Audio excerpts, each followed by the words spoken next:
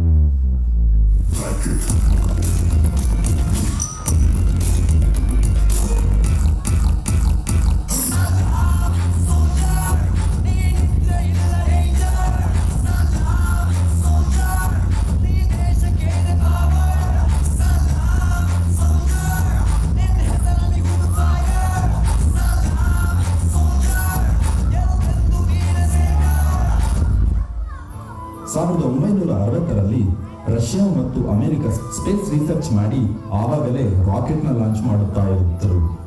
ಇದನ್ನು ನೋಡಿದ ಒಬ್ಬ Indian Vikram Sarabhai America and Russia ಜೊತೆಗೆ ಇಂಡಿಯಾ ಕೂಡ ಸ್ಪೇಸ್ ರೇಸ್ ಅಲ್ಲಿ ಇರಬೇಕು ಅಂತ ಹೇಳಿ ಅವರ ಸ್ನೇಹಿತನಾದ ಹೋಮಿ ಬಾಬಾ ಜೊತೆಗೆ ಆವಾಗ ಪ್ರೈಮ್ ಮಿನಿಸ್ಟರ್ ಆಗಿದ್ದ ಜವಾಹರಲಾಲ್ ನೆಹರೂನ ಮೀಟ್ ಮಾಡುತ್ತಾರೆ. ಮೀಟ್ ಮಾಡಿ ಸ್ಪೇಸ್ ರಿಸರ್ಚ್ ನ ಇಂಪಾರ್ಟೆನ್ಸ್ ನ ಎಕ್ಸ್ಪ್ಲೈನ್ ಮಾಡಿ ಗವರ್ಮೆಂಟ್ ಅಪ್ರೂವಲ್ ಜೊತೆಗೆ ಮೊದಲ ಇಂಡಿಯನ್ ಸ್ಪೇಸ್ ಸ್ಟೇಷನ್ ನ ಸ್ಥಾಪಿಸುತ್ತಾರೆ.